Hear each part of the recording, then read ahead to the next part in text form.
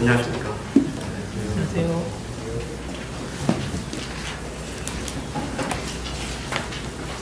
기도하신 대로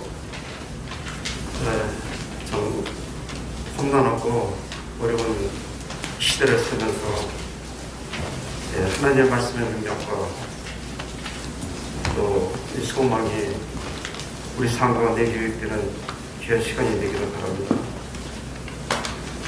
요한복음 10장 14절 15절입니다. 나는 선한 목자라. 내가 내 양을 알고 양도 나를 아는 것이 아버지께서 나를 아시고 내가 아버지를 아는 것 같으니 나는 양을 위하여 목숨을 버리노라.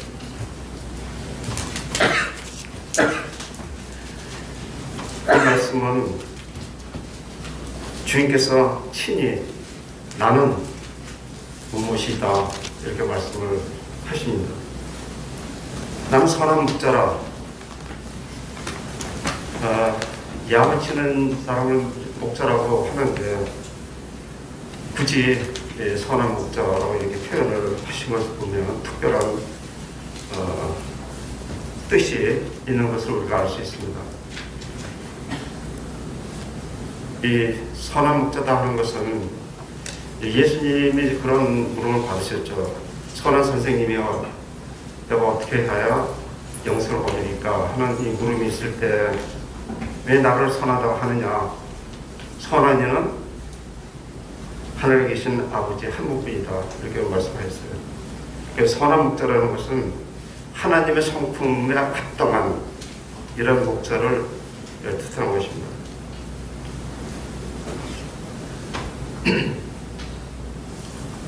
또 이 말씀 15절에 나타난 말씀을 보면은 아버지께서 나를 아시고 내가 아버지를 아는 것 같으니 나는 양을 위하여 목숨을 버리노라. 선한 목자에서는 목숨을 버린다고 이렇게 말씀을 했어요.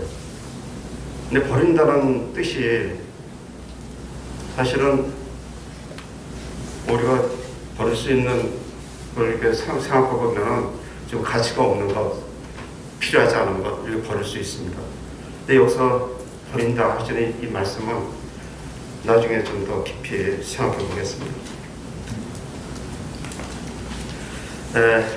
주님께서 나는 선한 목자라 이렇게 말씀하셨을 때 원래 주님은 구속자로 다윗의 후손으로 구원자로 오실 것을 구약에 예고를 이렇게 하셨습니다. 그런데 여기 특히 이제 주님께서 공생에 시작하시면서 나는 선한 목자다 이렇게 말씀하셨을 때 뭐 태어나면서부터 목자가 될 수는 없겠죠. 그러나 하나님의 섭리 가운데서 이제 목자로 이렇게 와서 일하실 것을 우리에게 예언해 주셨는데 이 예수님이 이 땅에 오실 때 두 가지의 큰 수동이 있었습니다. 첫 번째는 누가복음 2장에 보면은 이제 예수님이 이 땅에 오셨을 때 2장 8절에 보면 7절에 보겠습니다. 마다들을 낳아 강부에 싸서 구유에 누였으니 이런 사건이 있을 곳이 없음이니라. 예수님께서 이제 베들레헴 구유에 이렇게 탄생하신 사실을 우리에게 알려주고 계십니다. 그 지경에 목자들이 밖에서 밤에 자기 양을 지키더니 주의 사자가 곁에 서고 주의 영광이 저를 두고 비춤에 크게 무서워하는지라. 천사가 이르되 무서워 말라 보라 내가 온 백성에게 미칠 큰 기쁨의 좋은 소식을 너에게 전하노라. 오늘날 다윗의 동네에 너희를 위하여 구주가 나있으니 곧 그리스도 주시니라.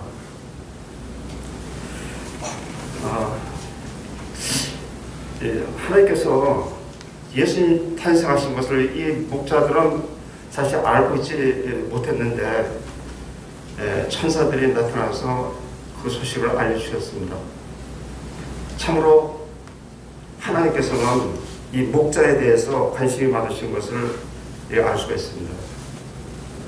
목자들이 밤에 양을 지킬 때 천군 천사가 하나님을 찬송하면서 또 그들이 그 사실을 아주 놀라운 말씀과 표현을 전해주셨습니다. 14절에 보면 지극히 높은 곳에서는 하나님께 영광이요 땅에서는 기뻐하심을 입은 사람들 중에 평화로다. 이 예수 그리스도가 이 땅에 오심으로 말미암아 땅과 하늘의 화평을 이루는 이런 일이 일어날 것에 대해서 우리에게 알려주시고 있습니다. 또 한 부분은 마태복음 2장에 기록된 말씀, 동방 박사들이 별을 관찰하다가 이제 그 별이 이스라엘의 왕으로 오시는 그 예수님 탄생을 감지하고 예루살렘까지 왔습니다. 그래서 예수님은 사실 베들레헴에서 출생하셨지만은 이들이 예루살렘에 가서 헤로데게 이스라엘 왕이 탄생했는데 그 왕한테 경배드리기 위해서 왔다 이런 말을 했을 때 예루살렘 그 성에 소동이 일어났다고 기록되어 있습니다. 그래서 사실 우리가 알다시피 헤롯 대왕은 그 에돔 조상계가 에돔 족속이고 사실 정통성이 없는 이로서 자기가 왕으로 있는 것에 대해서 굉장히 불안해하고 있었습니다. 그는 이스라엘 유대인들의 환심을 사기 위해서 그는 건축에 아주 그 조예가 있고 그래서 46년간 성전을 좀 아름답게 꾸미고 백성들의 인심을 사는 이런 왕인데 이제 새롭게 왕이 탄생했다 하니까 굉장히 두려운 마음이 있었고 이제 어떻게 된 사실을 알기 위해서 그 서기관과 바리새인들에게 물었을 때 그들이 와서 대답한 말씀은 미가서에 기록된 말씀을 인용해서 이렇게 우리에게 알려주고 오겠습니다. 미가서에 기록된 말씀은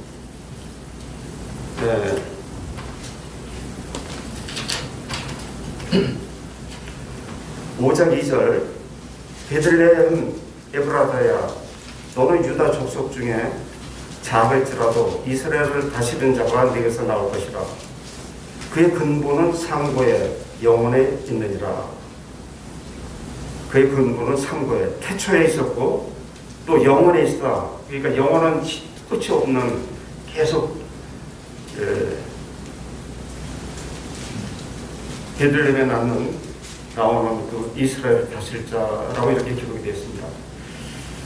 그런데 마태복음 2장 6절에는 또 유대 땅 베들레헴아 너는 유대 고을 중에서 가장 작지 아니하도다. 네게서 한 다스리는 자가 나와서 내 백성 이스라엘의 목자가 되리라. 이 바리새인들과 서기관들은 좀 다르게 이렇게 보고를 했습니다. 그래서 아마 미가서에 기록된 말씀보다 좀 심적으로 안정을 받을 수 있는 이런 말로 이렇게 바꿔서 한 게 아닌가 이렇게 생각해 볼 수도 있겠습니다.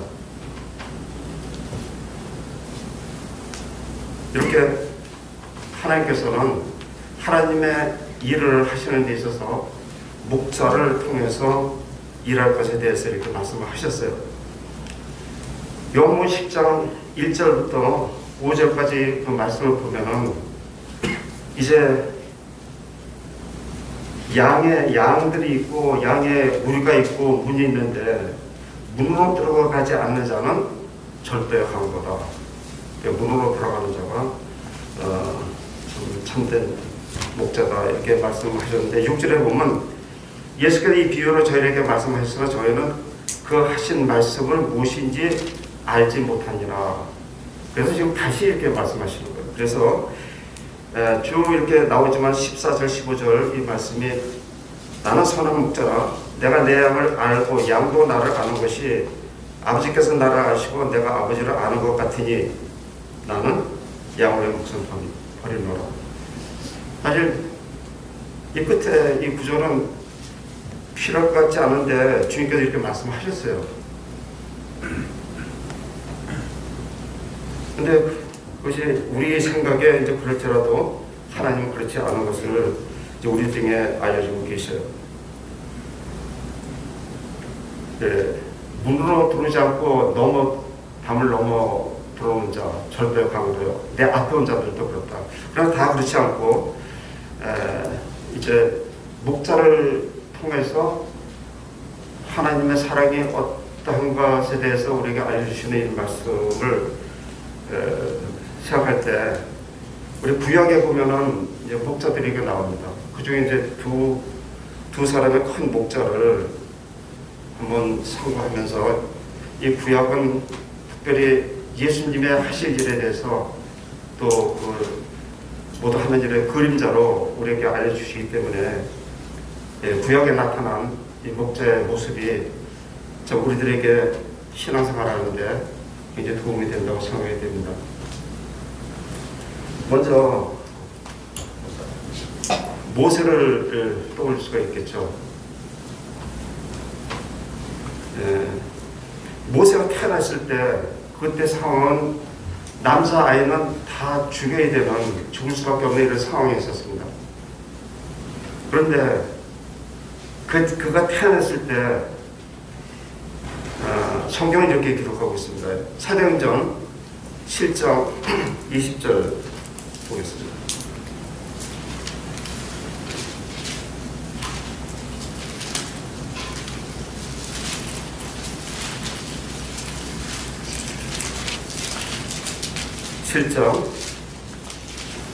사도행전 7장 20절.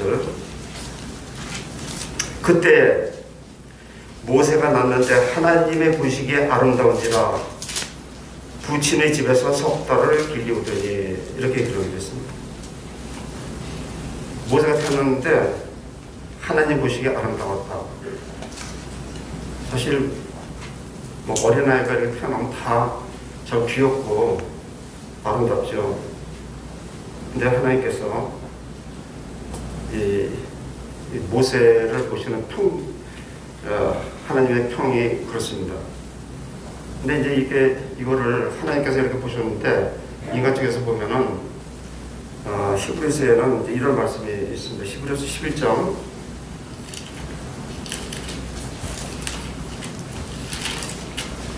23절 22절을 보겠습니다.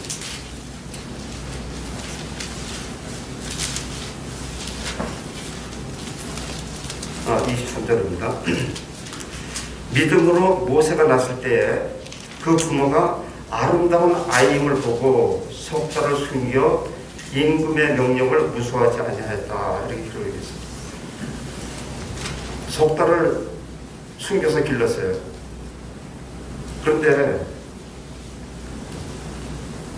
이 사도행전에 기록된 것을 보면은 부친의 집에서 석 달을 길리우더니 이렇게 돼 있고, 히브리서에는 석 달을 그 임금의 명령 무수하지 않고 석 달을 숨겨서 길렀다 이렇게 기록이 되어 있습니다.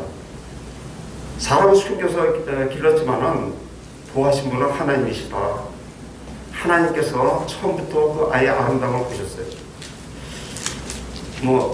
제가 농사를 지어보지 않았지만은 옛날 말에 그런 말이 있습니다. 이렇게 씨를 뿌렸을 때 잘 될 그 식물 이것은 떡잎보다 아름다. 그런 말이 있죠. 그리고 잘 자라게 하기 위해서 솎아주기도 하고 이제 김도 매주고 이렇게 합니다. 근데 하나님께서 이 아름답다 이렇게 평을 하셨는데 그 아름다운 하나님이 이렇게 평가하신 그 사람들을 보면은 참으로 그 아름답다 표현이 선하다 하는 평을 거의 이렇게 좀 동일성이 있는 걸 볼 수가 있습니다. 그 요셉도 보면은 그 종으로 팔려갔지만 참 생애 준수하고 아름다웠다. 또 다윗도 이제 그런 평을 받았습니다. 얼굴이 붉고 아름다웠다. 또 눈이 빼어났다. 이런 표현을 하면서 그 사람의 그 앞으로 될 일과 그 안에 생긴 잠재성 이런 것을 하나님께서 어릴 때부터 이렇게 자라나는 모든 과정 가운데 함께 하시는 것을 이렇게 볼 수가 있습니다. 그래서 이 모세는 참 운명이 기구해서 참 죽은 꼴비를 넘겼지만은 또 그 바로의 공주의 그 눈에 들고 또 구원을 받아서 궁중에서 살았습니다. 근데 이 모세가 모세의 생애를 보면은 40년을 이렇게 셋으로 이렇게 40년씩 셋으로 나눠서 모세의 생애를 볼 수가 있습니다. 태어나서 이제 바로 공주의 손에 공유를 받게 되고 또 궁중에서 학술과 모든 그 사회 지식을 배울 수 있는 이 기회를 가졌습니다. 그래서 그가 40살 되었을 때는 그 말과 행사가 능했다. 이렇게 그가 장성하게 자란 것을 볼 수 있습니다. 또 그가 이제는 자기가 능력이 있고 또 공중에서 자랐기 때문에 권세가 뭔지 이런 것도 알고 또 그는 바로의 공주의 입양이 돼 있지만은 또 궁녀를 던지면서 그 자기 어머니의 그 모유를 마실 수 있었고 또 어머니의 그 사랑과 이스라엘의 모든 것에 대해서 참 기도하는 가운데 모세가 그런 모든 것을 경험하고 또 40세가 되었을 때 그런 자기 백성을 위해서 어떤 일을 해야 되지 않겠나 이런 이제 생각을 했었는데 이제 그 애굽의 관리들이 그 이스라엘 민족을 참 학대하고 이런 것을 참지 못해서 그런 이제 살해를 저질러 말았죠. 자, 그때 참 에너지와 그 능력과 모든 걸 할 수 있는 그런 참 열정을 갖고 있을 때 하나님께서 쓰시지 않으셨어요. 지금 이 요한복음 10장의 선한 목자를 우리가 생각하면서 왜 모세가 이 광야로 도망가서 그 미디안 땅에서 장인된 사람 이드로의 양을 40년간이나 돌봤습니다. 근데 양을 돌보는 것이 뭐 잠깐 하고 끝나면 참 재미도 있고 해서 할 수 있겠지만 참 오랜 기간 동안 했다는 것은 그 모세의 인내와 또 그 생활을 하면서 양에 대한 사랑 참 이런 것을 통해서 그렇게 할 수 있지 않았나. 또 이것을 통해서 인생이 무엇인지 참 그는 궁중의 그 학술과 모든 것을 배웠지만은 광야에 가서 있을 때 그것이 무엇이 자기한테 유익한가 하는 것에 대해서 생각할 때 참 하나님의 임재 아래서 하나님께 창조하시고 하나님께서 창조하신 모든 것을 너는 상륙과 번성하라 하시는 그 말씀 안에서 살 때 그는 참 삶의 어떤 보람을 느끼지 않나 이런 생각이 듭니다. 그 80살 되었을 때 하나님께서 모세를 불렀어요. 그래서 모세는 처음부터 이제 애굽에 있는 이스라엘 그 백성을 구출해야 될 이 하나님의 역사에 대해서 참 그는 자기 자신을 알았기 때문에 하나님께 자기는 할 수 없다 하는 얘기를 했을 때 하나님께서 여러모로 할 수 있는 내가 함께 하겠다 하는 말까지 하면서 모세를 설득했지만은 참 모세가 너무 두려워했습니다. 그래서 모세에게 하나님께서 네 형 아론이 있지 아니하냐, 아론의 그 말의 솜씨가 있는 것을 네가 알지 못하느냐. 아론은 말의 솜씨가 있었습니다. 그리고 아론은 율장 애굽 땅에 있었어요. 애굽의 바로의 궁중에서 일어난 일과 또 이스라엘 백성들의 받는 고난, 모든 것을 다 알 수 있는 이런 자였었는데, 우리가 생각하기에는 모세가 자기 자신을 표현한 것처럼 나는 입술이 뻣뻣하고 잘 말할 줄 모르는데 다른 사람을 쓰십시오 이렇게 했을 때, 어떻게 보면 레위 자손 아론과 모세 중에 아론을 쓸 것 같으면 참 편리하고 좋을 것 같은데 하나님께서 그 방법을 쓰지 않으셨어요. 그래서 곰곰이 생각해 보면은 모세가 40년간 광야에서 양을 쳤다는 것이 어떻게 보면 하나님께서 이게 적격자다 하는 판단을 해주실 것 같습니다. 매일 같은 일을 반복을 하면서 또 양들은 생명이 있는 동물이기 때문에 계속 돌봐줘야 되고, 정말 그렇게 하다 보니까 양을 사랑하는 마음, 참 이런 것이 그 삶 속에 되어 있는 이런 자로 하나님께서 쓰시지 않았나. 그래서 모세는 참 그 일을 감당하면서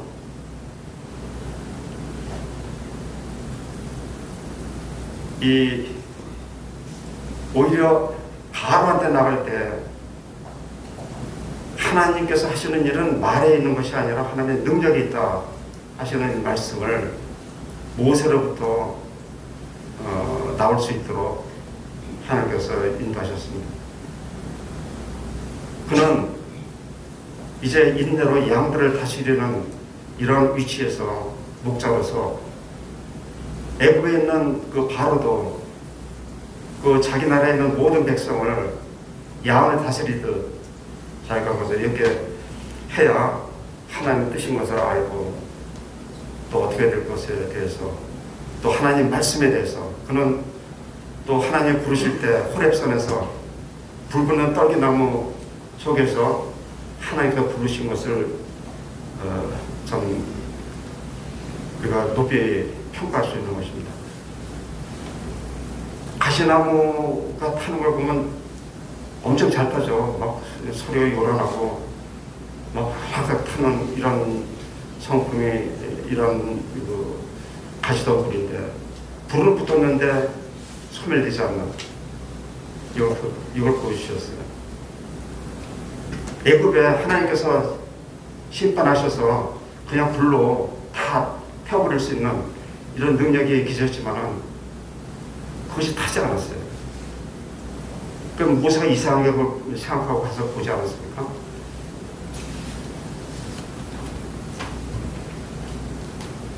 모세는 그 10번을 바로 앞에 나갈 때 하나님의 능력을 가지고 하나님의 지팡이를 들고 단대에 나갈 수 있는 사람으로 준비되어 있었습니다. 그러나 그는 참 겸손하고 온유한 자로 하나님께서 말씀하신 대로 자기가 할 수 있는 자가 아니다 이렇게 얘기를 했습니다. 그리고 이제 하나님께서 강의 역사심으로 출애굽을 시켜서 이제 시내산에까지 이렇게 오게 되는데, 백성들이 출애굽한 사실에 대한 감사함을 잊고 현실의 그 어려움 때문에 원망을 많이 하잖아요.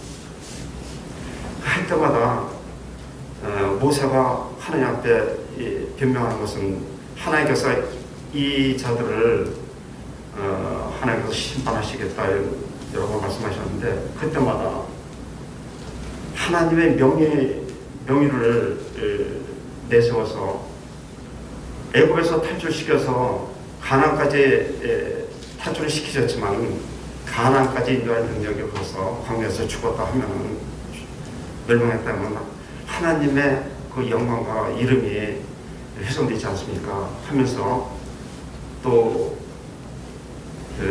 변호를 했고 나중에 신의 산에서 십계명을 받을 때는 그 아론과 그 이스라엘 백성들이 금송아지를 만들었을 때 하나님께서 이제 다 그들을 쓸어버리고 이제 너로 새롭게 시작하겠다 네 후손을 통해서 이런 말씀을 했을 때 모세는 출애굽기 32장 한번 보겠습니다.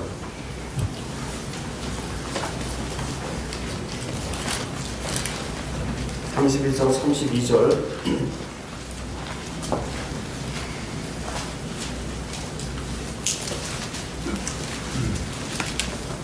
31절부터 보겠습니다. 여호와께로 다시 나아가 여쭈어되 슬프도소이다. 이 백성이 자기들을 위하여 금신을 만들어 싸우니 큰 죄를 범하였나이다. 그러나 합의하시면 이제 그들의 죄를 사하여 주옵소서. 그렇지 않사오면 원컨대 주의 기록하신 책에서 내 이름을 지워버려 주옵소서. 자기의 생명체에 기록된 이름을 지울지라도 이 백성들은 구원을 해주십시오 하는 이 하나님께 나가는 이 자세는 예수님께서 나는 양을 위하여 목숨을 버리노라 이 말씀과 자세가 저 모세가 얼마나 그 백성들을 사랑하고 하나님의 의로우심 하나님의 권위를 존중하면서 하나님께 이렇게 나가는 자세를 볼 수 있습니다. 그래서 참 이 부분을 볼 때 모세가 얼마나 참 80이 대해서 이스라엘 민족들을 인도하고 그 어려운 가운데 모든 것을 이겨내며 이렇게 할 때 어찌 참 이들이 모세를 원망하고 하나님을 원망할 수 있는 것에 대해서 마음이 아팠지만은 그래도 그 모든 책임을 자기가 지려고 하는 이러한 그 마음이 선한 목자의 마음을 닮은 것이 아닌가 이렇게 생각하게 됩니다. 그래서 그 33장에도 보면 11절에 보면 사람이 그 친구와 이야기한 것 같이 여호와께서는 모세와 대면하여 말씀하셨다. 또 17절에는 너는 내 목전에 은총을 입었고 내가 이름으로도 너를 알고 있다. 하나님께서 모세에 대해서 참 얼마나 예수 그리스도의 앞으로 나오신 예수 그리스도의 그 모습을 얼마나 이렇게 참 대변하는 이런 자세인가. 하나님이 기뻐하시는 이런 목자였던 것을 볼 수가 있습니다. 또 한 사람은 다윗, 우리가 잘 알고 있는 다윗이 그 아버지의 양을 칠 때 그 하나님의 부르심을 받았어요. 그런데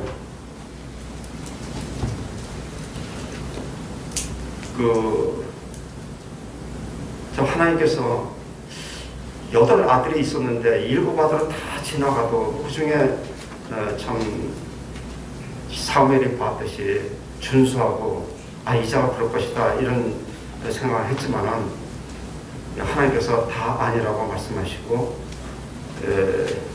다윗을 지적하신 데는 어떠한 뜻이 있는지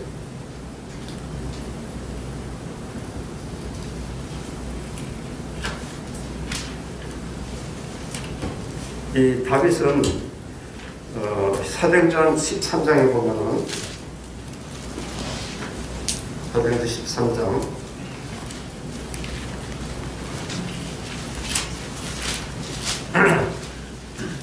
이제 바울과 바나바가 안디옥에서 복음을 전할 때 다윗에 대해서 이렇게 기록되어 있습니다. 21절부터 보면은 그 후에 저희가 왕을 구하거늘 하나님의 베냐민 지파 사람 기스의 아들 사울을 40년간 주셨다가 패하시고 다윗을 왕으로 세우시고 지금까지 가라사대 내가 이세 아들 다윗을 만나니 내 마음에 합한 사람이라 내 뜻을 다 이루게 하리라 하시더니 하나님께서 다윗을 만나니까 내 마음에 합한 사람이다 이렇게 말씀하시고 내 뜻을 다 이룰 수 있는 자다 이렇게 평가를 하셨어요. 그때가 언제냐 하면은 다윗이 아버지의 양을 칠 때 하나님께서 만나신 그 소감을 이렇게 평하셨습니다.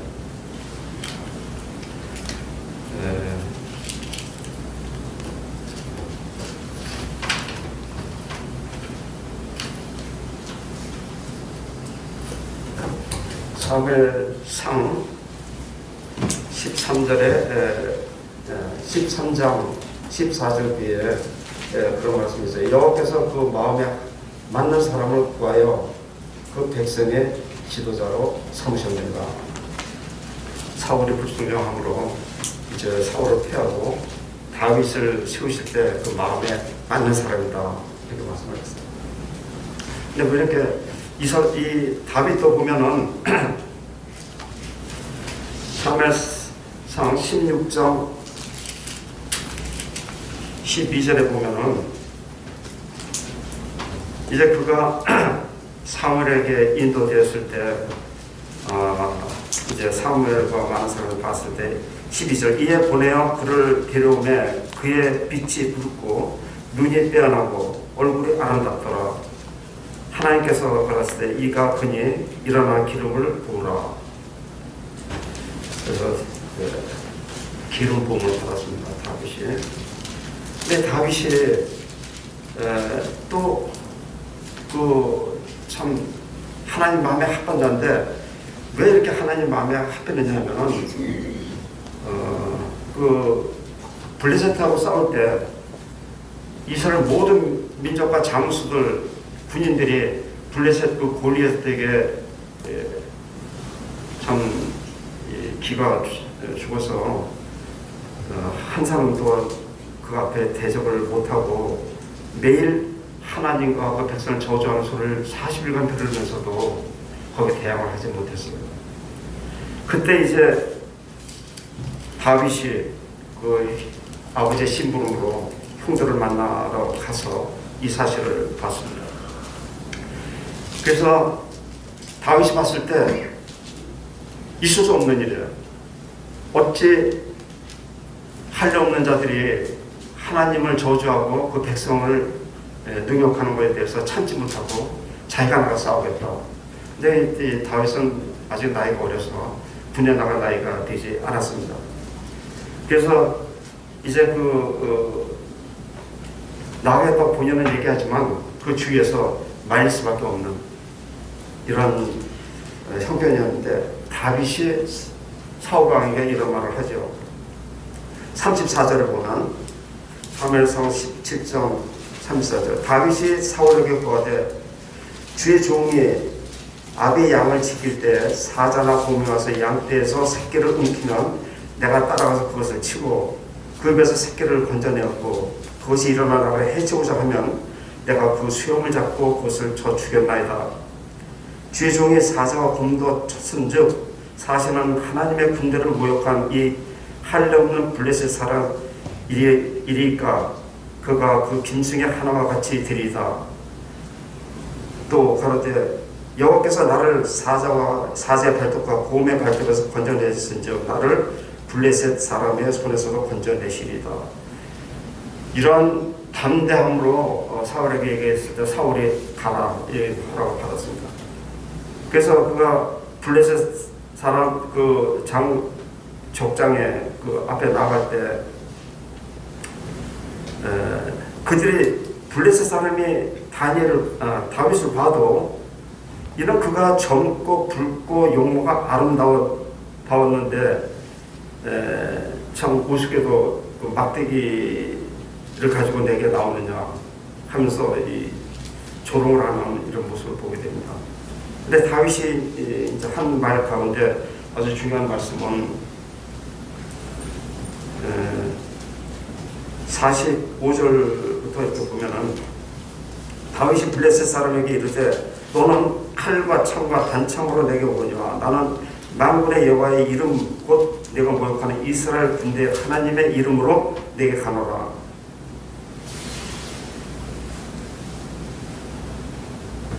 또 47절에 보면 또 여호와의 구원하심이 칼과 창에 있지 아니함을 이 무리로 알게 하리라. 전쟁은 여호와께 속한 것인즉 그가 너희를 우리 손에 붙이시리로다.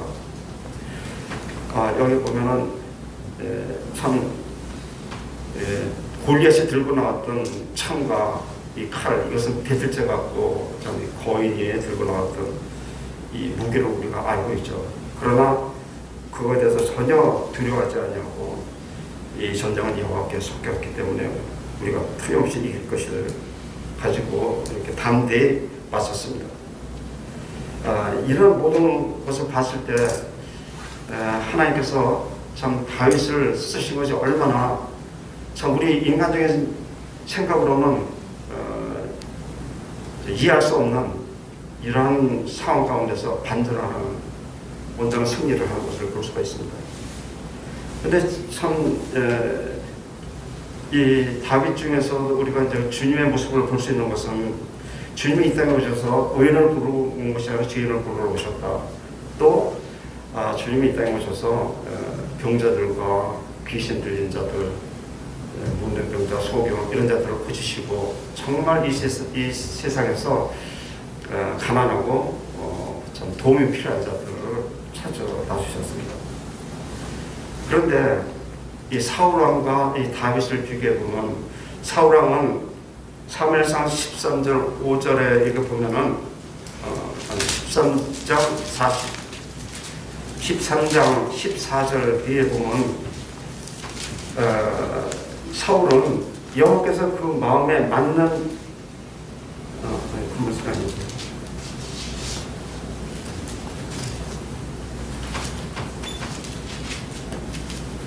사무엘상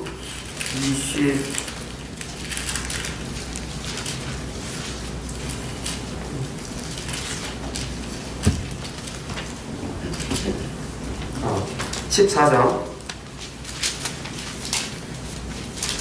52절 보겠습니다.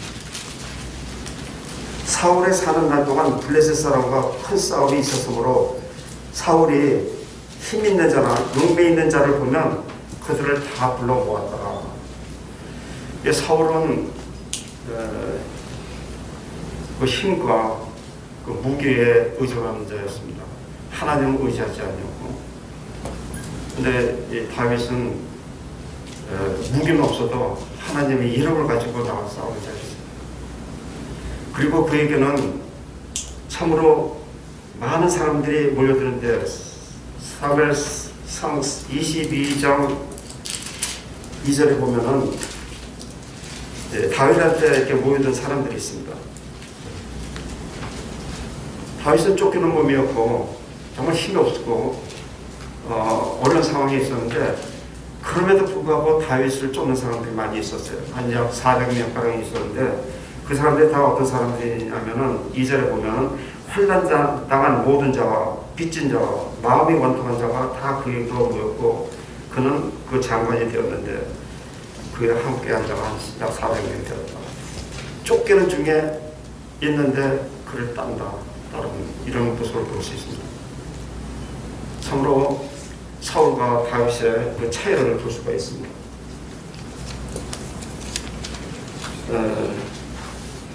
다윗은 어떻게 이러한 담대함과 하나님을 의지함으로 모든 싸움을 승리를 할 수 있었고 또 항상 다윗은 하나님께 묻고 하나님의 응답을 받는 이런 사람이었습니다. 그가 나중에 이제 정부를 통일하고 왕이 되어서 이 강산에 들칠 때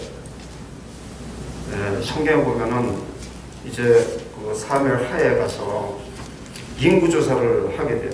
근데 인구조사가 하는 배경에 보면 사무엘 하 23장에 보면은 다윗이 얼마나 강했는지 그 밑에 부하들이 얼마나 용감하고 싸움을 잘하는 이런 자들이 부하가 있고 이렇게 했습니다. 그런데 하나님께서 다윗을 시험하셨어요.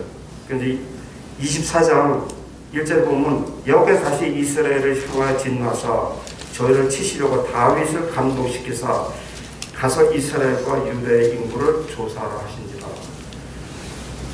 참 다윗이 하나님의 그 마음에 합한 자였으면은 참 하나님께 주신 것에 감사하고 더 바랄 것이 무엇이 있겠어요?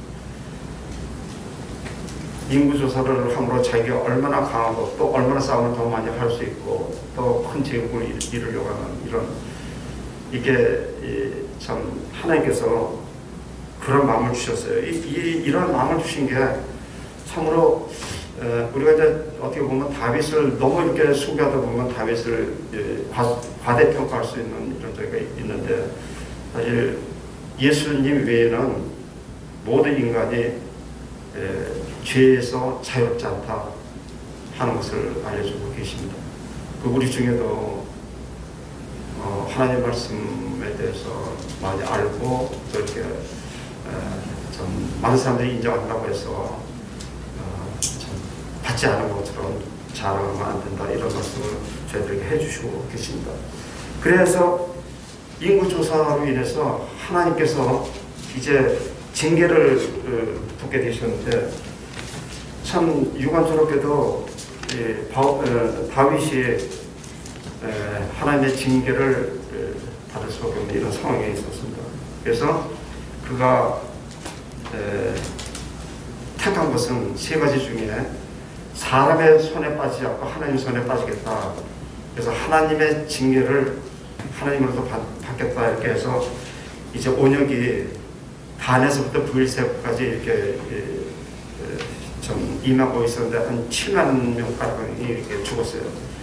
그리고 나서 이제 예루살렘을 치려고 할 때 하나님께서 이제 다윗의 그 간구를 듣습니다. 사무엘하 24장 17절 다윗이 백성을 치는 천사를 보고 곧 여호와께 아뢰어 가로되 나는 범죄하였고 악을 행하였었던 사건이와 이 양의 무리는 무엇을 행하였나이까 청컨대 주 손으로 나와 내 아비의 집을 치소서 하리라. 참 얼마나 다행인지 몰라요. 다윗이 이런 고백을 함으로 이 백성이 무슨 죄가 있느냐, 이 백성을 양으로 이렇게 표현을 했잖아요. 그래서 이것도 참 나는 선한 목자다 하는 예수 그리스도의 그 모습을 이렇게 볼 수가 있습니다. 이 양들 무슨 죄를 졌습니까? 죄는 제가 졌으니 나와 내 아비의 집을 치소서. 하나님께서 번제를 받으시면서 참 이 문제들을 마감하는 걸 볼 수가 있습니다. 이와 같이 이제 구약에서 목자의 두상을 살펴봤습니다. 그 중에서도 참 하나님 말씀 가운데 요한복음은 참 이 대하면 대할수록 주님께서는 아주 개인적으로 우리를 서로를 알려고 하는, 알려주고자 하는 이러한 간절한 마음을 갖고 계세요. 요한복음 17장에도 이제 그런 말씀이 많이 나오잖아요. 그 대제사장의 기도라, 그 마지막 아버지께 간구를 올리는 이런 대목에서도 보면은 아버지의 영광, 참 나와 함께 했던 것을 우리 이 믿는 모든 자들에게 허락해달라 이런 말씀을 하잖아요. 그리고 이제 이러한 그 구약 때 목자들의 모습을 보면서 다윗이 나중에 시편 23편을 기록한 걸로 우리가 잘 알고 있죠. 23편을 보면은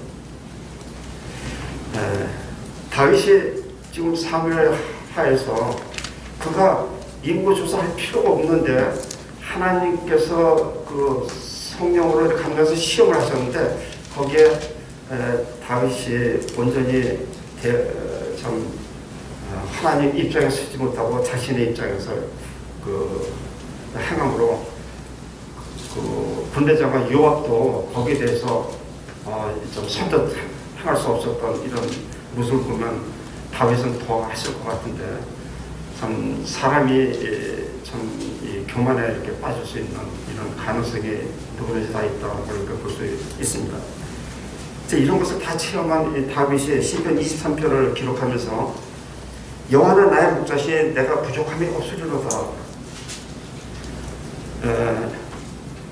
참 이 다윗은 목자로 그 생애를 거의 다 보냈는데 이제는 자기가 양으로서 하나님이 나의 목자다.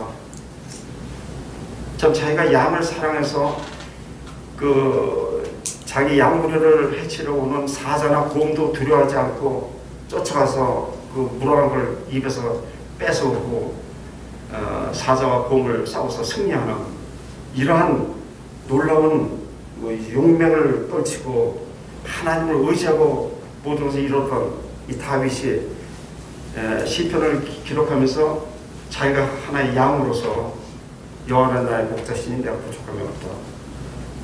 참 이러한 이 시를 기록했던 자체가 정말 여기에는 함축성이 있고 그 목자로서의 그 모든 체험, 자기의 체험을 통해서 깨달은 것과 또 자기가 양을 사랑하는 이 마음, 이런 것이 하나님에게는 통하다 하는 것을 깨달았을 때 정말 부족함이 없다. 이 세상에 부족함이 없다 하고 사는 사람들이 얼마나 되겠습니까? 오늘 우리가 이 세상에 살면서 정말 옛날에 상상도 할 수 없던 이런 편리와 문화와 모든 걸 우리가 누리면서도 우리 이제 이것으로 충분하다. 하나님께서 이 정도로 우리에게 도움 주신 것에 대해서 감사하다. 이렇게 얘기할 사람이 얼마나 있겠습니까? 근데 다윗은 부족함이 없다고 자기 소신을 밝힙니다. 근데 이 23장에 이런 그 고백이 나올 수 있게 된 동기는 시편 22편에 있습니다. 시편 22편 11절에서부터 보겠습니다. 1절 보면 내 하나님이여 내 하나님이여 어찌하여 나를 버리셨나이까 어찌 나를 멀리하여 돕지 아니하시며 내 신음하는 소리를 듣지 아니하시나이까. 예수님께서 십자가상에서 고난받으시면서 숨 넘어 직전에 하신 말씀이잖아요. 제 육주가 돼서 어둠에 깔렸을 때 하신 말씀이에요. 모든 사람이 모든 자가 예수 그리스도를 떠났고 아버지 하나님까지도 얼굴을 돌리신 이런 상태에서 부르시는 주님의 절기를 우리가 보게 됩니다. 주님께서 말씀하신 대로 나는 양을 위해서 목숨을 버리노라 이렇게 버리셨습니다. 11절 나를 멀리하지 마옵소서 환난이 가깝고 돌자옵나이다. 많은 홍수가 나를 에워싸며 바산의 힘센 소들이 나를 둘렀으며 내게 그 입을 벌림이 찢고 부리짖는 사자 같으니이다. 나는 물같이 쏟아졌으며 내 모든 뼈는 어그러졌으며 내 마음은 천밀 같아서 내 속에서 녹았으며 내 힘이 말라 질거져 조각 같고 내 혀가 이틀에 붙었나이다. 주께서 또 나를 사망의 진토에 두셨나이다. 개들이 나를 에워쌌으며 악한 무리가 나를 둘러 내 수족을 찔렀나이다. 내가 내 모든 뼈를 셀 수 있나이다. 저희가 나를 주목하여 보고 내 겉옷을 나누며 속옷을 제비 뽑나이다. 여호와여 멀리하지 마옵소서. 나의 힘이시여 속히 나를 도우소서. 내 영혼을 칼에서 건지시며 내 유일한 것을 개 세력에서 구하소서. 예수님께서 이런 고난을 받으셨고 우리의 모든 죄를 깨닫게 하신 이 사건으로 인하여서 이제 주님께서 친히 요한복음에서 말씀하신 대로 진리가 너희를 자유케 하리니 너희가 진리를 알지니 진리가 너희를 자유케 하리라. 나는 길이요 진리니 하신 주님 이 주님은 선한 목자시고 양들을 위해서 목숨을 버리시고 내가 아버지와 하나가 된 것처럼 저희도 나와 하나가 되어서 하나님의 뜻을 이루는 이런 자로 우리를 이처럼 사랑하시고 우리를 인도하셨다 하는 선한 목자가 되시는 부분을 참 요한복음에서 이렇게 발견하게 됩니다.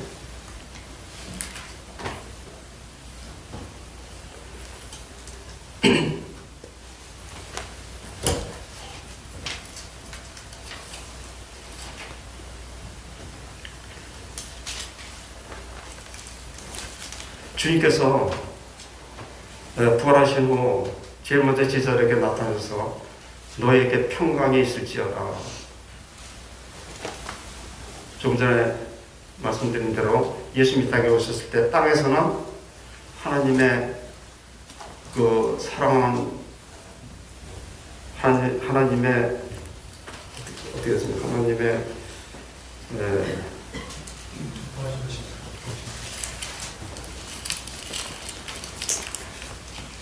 지극히 높은 곳에서는 하나님께 영광이요 땅에서는 기뻐하심을 입은 자들 중에 평화로다. 예수 그리스도 목자로 오신 예수님, 또 주님께서 친히 나는 선한 목자다 말씀하시고 양을 위해서 목숨을 내어준다 하는 뜻이 십자가에 죽으신, 버린다 하니까는 가치 없는 것을 그냥 동정하는 입장에서 이렇게 하는 것으로 우리가 이 말씀만 보면은 좀 과소평가할 수 있지만은 이 버렸다는 것은 그만큼 가치 없는 것을 가지게 하기 위해서 참 목숨을 중요하지 생각하지 않는 사람이 어디 있습니까? 히브리서에는 죽기를 두려워해서 평생을 그 사단의 권세 아래서 종로를 타는 자들을 구속해 주셨다고 말씀하셨어요. 그래서 이 생명보다 더 귀한 것이 어디 있습니까?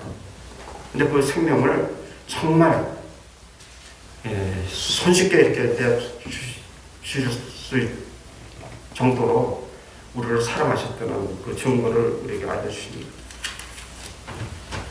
오늘 이 말씀을 통해서 참 예수 그리스도는 우리의 선한 목자가 되시고 또 그런 말미암아 우리의 새 생명을 얻게 된 이 사실은 좀 여러모로 우리가 신앙생활하면서 우리 삶 가운데서 나타날 수가 있습니다. 우리 좀 요즘처럼 코로나로 인해서 서로 교제하는데도 제한을 받고 세상에서도 참 삭막하고 어려운 때에 살고 있습니다. 그러나 예수 그리스도께서 우리를 아신다고 하시고 또 우리가 예수 그리스도를 안다고, 그냥 안다는 것이 이 영생과 관련되어 있는데 참 이렇게 쉽게 알아지는 건 아니죠. 깊이 묵상하는 가운데 하나님의 말씀 안에서 정말 하나님께서 얼마나 나를 사랑하시는지 개인적으로 특히 요한복음을 상고하다 보면은 개인적으로 주님과의 관계 그리고 하나님의 관계 참 이런 부분을 많이 대하게 됩니다. 그리고 요한복음에서 이 제자들을 보면은 제자들 이름 하나씩 부르면서 너는 나를 어떻게 생각하느냐, 또 시험하시기 위해서 빌립을 부르시고 이렇게 하시는 걸 이렇게 보면은 참 요한복음을 통해서 예수님과 내가 서로 안다는 자체가 개인적으로 이렇게 1대1로 대하시는 경우가 많이 있을 때 우리가 이런 말씀을 대할 때 굉장히 기쁨이 있고 또 하나님 안에서의 우리 위치를 발견하게 됩니다. 이것으로 말씀을 마치겠습니다.